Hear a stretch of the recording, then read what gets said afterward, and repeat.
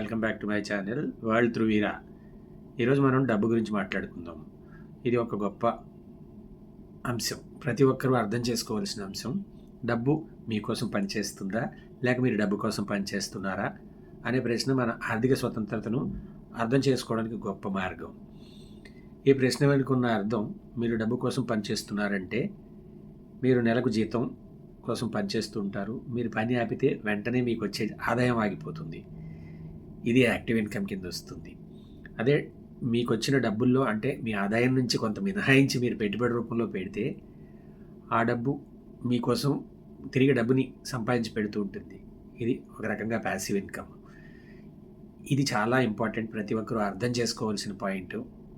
మీ డబ్బును మీరు పెట్టుబడి పెట్టడం అంటే ఇన్వెస్ట్మెంట్ రూపంలో దానిని రెంటల్ ఇచ్చే ఇన్కమ్ అయి ఉండొచ్చు, లేదు అంటే కనుక డివిడెంట్ల రూపంలో క్యాపిటల్ గెయిన్స్ వంటి వచ్చే షేర్స్లో పెట్టడం, ఇలాంటివి చాలా ఇంపార్టెంట్. అలానే ఫిక్స్డ్ డిపాజిట్లో ఉన్నా కూడా మీకు రిటర్న్స్ వస్తూ ఉంటాయి. కానీ ఇప్పుడున్న ఫిక్స్డ్ రేట్ ప్రకారం, ఫిక్స్డ్ ఇన్కమ్లో ఫిక్స్డ్ డిపాజిట్లో వచ్చే రేట్ ప్రకారం చూస్తే ఇన్ఫ్లేషన్ బీట్ చేయదు. దానివలన మొత్తం మనీని మీరు ఫిక్స్డ్ డిపాజిట్లో పెట్టకూడదు. వేరియస్ బకెట్స్లోకి మీరు మీ ఇన్వెస్ట్మెంట్ని పెట్టాలి. ప్రతి నెల మీకు వచ్చే ఆదాయంలో ఆర్ మీకు రెగ్యులర్గా వచ్చే మీ బిజినెస్ మీద అవనివ్వండి, ఉద్యోగం వల్ల వచ్చిన ఇన్కమ్ అయినా కూడా దాన్ని మీరు కొంత మొత్తంలో సేవ్ చేసి ఆ మొత్తాన్ని మీరు ఇన్వెస్ట్మెంట్ రూపంలో పెడుతూ ఉండాలి.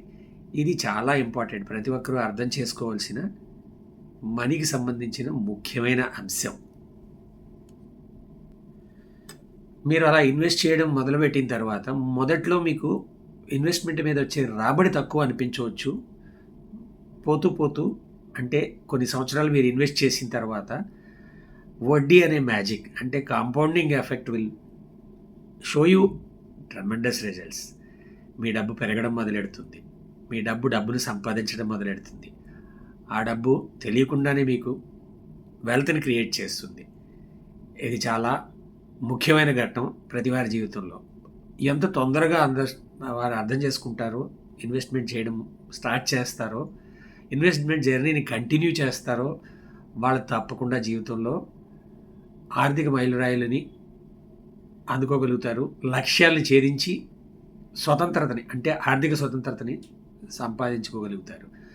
ఆర్థిక స్వతంత్రత అనే దానివల్ల మనకి ఏమవుతుంది అంటే, మనకి డే టు డే స్ట్రెస్, దీనికి డబ్బులు లేవే, దానికి డబ్బులు లేవే, దీనికి కావాలి, అలానే మన ఈఎంఐలు కట్టాలి, క్రెడిట్ కార్డ్ పేమెంట్లు కట్టాలి, ఇలాంటివన్నీ మనకి తొలగిపోతాయి. ఎప్పుడైతే మనం ఆర్థికంగా సమతుల్యతను సాధిస్తామో దానితో మనం మనకి ఇష్టం వచ్చింది చేయొచ్చు, మనకు కావాల్సిన విధంగా బ్రతకొచ్చు. ఒక నెల పేచెక్ రాకపోయినా కూడా ప్రాబ్లం లేదు మనకి. ఒకవేళ పేచెక్స్ ఆగిపోయిన వేరియస్ రీజన్స్ వలన, ఉద్యోగం పోయినా, వ్యాపారంలో నష్టాలు వచ్చినా మనం తట్టుకొని ముందుకు వెళ్ళగలుగుతాం. దీనికి కావలసిన ముఖ్యమైనది, ప్రతివారు ఒక డిసిప్లిన్ని పాటించడం, గోల్స్ని ఏర్పాటు చేసుకుని గోల్ ప్రకారం ఇన్వెస్ట్మెంట్లు చేయడం. ఉదాహరణ చూద్దాం. మనకి నెక్స్ట్ 4-5 ఇయర్స్లో ఇల్లు కట్టాలనుకుంటున్నాం, లేకపోతే ఇల్లు కొనాలనుకుంటున్నాం. దానికి మనకి డౌన్ పేమెంట్ ఎంత కావాలి అనేది ఆలోచించుకుని దాని ప్రకారం మనం ఇన్వెస్ట్మెంట్ చేస్తే, అంటే ఇన్వెస్ట్మెంట్స్ ఎప్పుడు కూడా లాంగ్ రన్లో ఆలోచించి ఉండాలి. మనం సైట్ కొంటే రేపు దీనికల్లా పెరిగిపోతుంది, అమ్మేద్దాం అని అనుకోలేం కదా. అలానే మనం ఫిక్స్డ్ డిపాజిట్లో డబ్బులు పెట్టినప్పుడు సంవత్సరానికో, 2 సంవత్సరాలకో, 3 సంవత్సరాలకో, 5 సంవత్సరాలకో వాళ్ళు ఇచ్చేదాని ప్రకారం మనం ఫిక్స్డ్ డిపాజిట్ చేస్తాం. ఒకవేళ అవసరం లేకపోతే మనం దాన్ని తీసేయము, రోజు ఎంత పెరిగింది అనేది కూడా చెక్ చేసుకోము. బట్ ఇన్వెస్ట్మెంట్స్కి వచ్చేటప్పటికి చాలామంది ఏం చేస్తూ ఉంటారంటే, ఈవెన్ షేర్ మార్కెట్లో పెట్టినా, మ్యూచువల్ ఫండ్స్లో పెట్టినా, మార్కెట్ వాలటాలిటీకి భయపడడం, లేదంటే సంవత్సరంలో పెరిగిపోవాలి, 6 నెలల్లో డబుల్ అయిపోవాలి, ఆ షేర్ అంత ఇచ్చేసింది, ఈ షేర్ ఎంత ఇచ్చేసింది, నేను ఇన్వెస్ట్ చేసినా రావడం లేదు, ఈ కంపెనీ బాగా పెర్ఫామ్ చేయడం లేదు, ఇలా అనుకుని వారి ఇన్వెస్ట్మెంట్ని తీసేయడం లేదా నష్టాలకి అమ్మేయడం చేస్తూ ఉంటారు. ఎప్పుడైతే మన ఇన్వెస్ట్మెంట్ని మనం మంచి కంపెనీల్లో పెట్టామో, ఒక కంపెనీ పద్ధతి ప్రకారం బిజినెస్ చేస్తూ year on year P ratio, అంటే profits and investments and return, ROI, investments and returns what your invested, అది చూడగలిగిన రోజు మనకి తప్పకుండా వృద్ధి కనిపిస్తుంది. మన ఇన్వెస్ట్మెంట్‌లో మనం మన మదుపు చేసిన అమౌంట్‌ని పెంచగలుగుతాము. ఇది ఇంతింతై ఒడ్డుడింతై అన్నట్టు ఒక 7, 8 ఏళ్ళు అయ్యేటప్పటికి 10-12% వృద్ధి రేట్ వస్తే మన డబ్బులు డబల్ అవ్వడం మొదలవుతుంది. అంటే మనం ఆ నెలలో ఇన్వెస్ట్ చేసిన 10,000 మనకి 10 ఏళ్ళు అయ్యేటప్పటికి రెండింతలు అవుతుంది. అంటే 12% ఇంట్రెస్ట్ ఉంటే మనది 6.5 ఇయర్స్‌లో మనం ఇన్వెస్ట్ చేసిన మనీ డబల్ అవుతుంది. అక్కడి నుంచి నెక్స్ట్ 4 to 5 ఇయర్స్‌లోనే డబల్ అవుతుంది. సో ఈ విధంగా చూసుకుంటే మనం 10,000 10 ఏళ్ల క్రితం ఇన్వెస్ట్ చేసి ఉండుంటే ఈరోజు అట్లీస్ట్ 17,000 నుంచి 20,000 పైన ఉంటుంది మన మనీ. అంటే 10 + 20 30,000 దగ్గర మనం వృద్ధిని సాధించగలుగుతాం. ఈ విధంగా ఇన్వెస్ట్ చేసినప్పుడు మ్యూచువల్ ఫండ్స్‌లో కానీ ఈక్విటీ మార్కెట్‌లో కానీ పెట్టినప్పుడు ఏవైతే మన ఫండ్స్ బాగా పర్ఫామ్ చేస్తున్నాయో, ఏ కంపెనీలు అయితే మనకు బాగా తెలుసో, అంటే మన రోజువారీ పరిచయం ఉన్న కంపెనీలు, మనం బియ్యం కొనివ్వండి, మన ఆర్థిక అవసరాల కోసం మనం వెళ్ళే బ్యాంకులు అయి ఉండొచ్చు, ఫైనాన్షియల్ ఇన్స్టిట్యూషన్స్ అయి ఉండొచ్చు, మనం వాడే గ్రాసరీ ఐటమ్స్కి సప్లై చేసే స్టోర్స్ అయి ఉండొచ్చు, సూపర్ మార్కెట్స్ అయి ఉండొచ్చు, ఏదైనా సరే మనకు వాడే ఇంటి కన్స్ట్రక్షన్స్కి వాడే సిమెంట్ కంపెనీలు అయి ఉండొచ్చు, పెయింట్స్ అయి ఉండొచ్చు, ఇలా తెలిసిన కంపెనీల్లో పెట్టండి.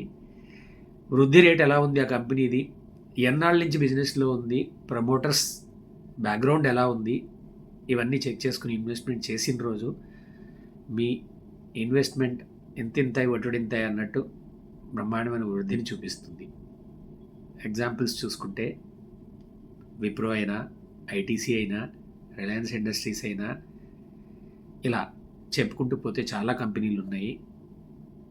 దీనిలో ఓ 10-15 ఏళ్ళ క్రితం పెట్టిన వాళ్ళు వాళ్ళ ఇన్వెస్ట్మెంట్ ₹1,00,000 పెట్టుండుంటే ఈరోజు వాళ్ళ ఇన్వెస్ట్మెంట్ అట్లీస్ట్ 10 లక్షల నుంచి పైనే అయి కూర్చుంది.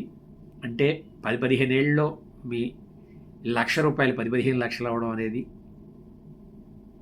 వేరే విధంగా పాసిబిలిటీ లేదు. ఈవెన్ ఫిక్స్డ్ డిపాజిట్లో అయినా ఈ వృద్ధి రేటు రాదు. మ్యూచువల్ ఫండ్స్లో మీరు రిస్క్ తీసుకునేది దాన్ని బట్టి చూస్తే హై రిస్క్ అండ్ హై రిటర్న్స్లోకి వెళ్ళినప్పుడు మార్కెట్ కండిషన్స్ని బట్టి ఒక సంవత్సరం 8% వచ్చినా, ఇంకో సంవత్సరం 14% వచ్చినా, ఆన్ అండ్ యావరేజ్గా మీకు ఓకే 8 ఏళ్ళు 10 ఏళ్ళు మీరు మ్యూచువల్ ఫండ్స్లో కంటిన్యూస్గా పెట్టగలిగితే మీరు 12% వరకు వృద్ధి రేటుని చూడగలుగుతారు. ఒక ఇన్వెస్ట్మెంట్ని ఒక యజ్ఞంలా తీసుకోండి. ఈ జర్నీని కంటిన్యూ చేస్తూనే ఉండండి. ఆర్థిక సమతుల్యతను సాధించడం కోసం రిటైర్మెంట్కి ఒక గోల్ని, పిల్లల చదువుల కోసం ఇంకొక గోల్ని, పిల్లల మ్యారేజెస్ ఇంటి కోసం ఇంకొక గోల్ని ఏర్పరచుకుని, అంటే ముందు చెప్పినట్టుగా బకెటైజేషన్ కాన్సెప్ట్ 4 బకెట్స్ పెట్టుకుని, ఒకటి ఎమర్జెన్సీ, రెండోది షార్ట్ టర్మ్ ఫండ్స్, మూడోది పిల్లల ఎడ్యుకేషన్, మ్యారేజ్, హైయర్ ఎడ్యుకేషన్ కోసం, 4వ బకెట్ రిటైర్మెంట్ కోసం, 3rd and 4th long term buckets అయి ఉండాలి. వీటిలో రెగ్యులర్గా ఇన్వెస్ట్ చేయండి. నాకు ఖర్చు పెట్టిన తర్వాత మిగిలింది నేను ఇన్వెస్ట్ చేద్దాం అనుకునే కన్నా కూడా మీరు ఒక పర్సంటేజ్ అనుకుని దాన్ని ఫస్ట్ ప్రతి నెల ఇన్వెస్ట్మెంట్లో పెట్టండి. ఇన్వెస్ట్మెంట్ని ఆటోమేట్ చేయండి సో దట్ ఇటు ఇన్వెస్ట్మెంట్ వెళ్ళిపోతుంది.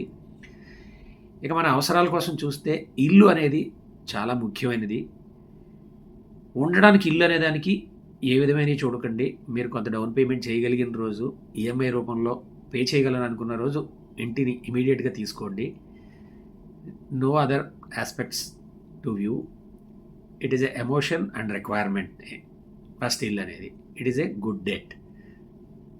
ఇల్లుని వీలైనంత తొందరగా తీసుకోండి ఉండడానికి. కొన్ని కాన్సెప్ట్స్లో ఇల్లు వద్దు అని చెప్తారు. ఇన్వెస్ట్మెంట్ పర్పస్లో వెళ్ళినప్పుడు ఇల్లు గురించి ఆలోచించండి. వెదర్ ఇది అవసరమా కాదా, అద్దె ఎంత వస్తుంది, ప్లస్ అప్రిషియేషన్ ఎంత ఉంటుంది, 10 ఏళ్ళలో నాకు ఈ రెసిడెన్షియల్ ప్రాపర్టీ మీద నా రెంట్ ఎంత పెరుగుతుంది, నా ప్రాపర్టీ వాల్యుయేషన్ ఎంత పెరుగుతుంది అనేది చెక్ చేసుకుంటే దాని ప్రకారం మీరు ఇన్వెస్ట్మెంట్ కోసం వెళ్ళండి. ఇన్వెస్ట్మెంట్ కోసం వెళ్ళేటప్పుడు మీ దగ్గర పూర్తి పేమెంట్ ఉంటే తీసుకోవచ్చు, ఎటువంటి ఇబ్బంది లేదు. కానీ లోన్ల మీద వెళ్ళి సెకండ్ ఇల్లు లేకపోతే మూడో ఇంటిని తీసుకోవద్దు. దీనివలన మీరు ఆర్థికంగా ఇబ్బందులు పడతారు.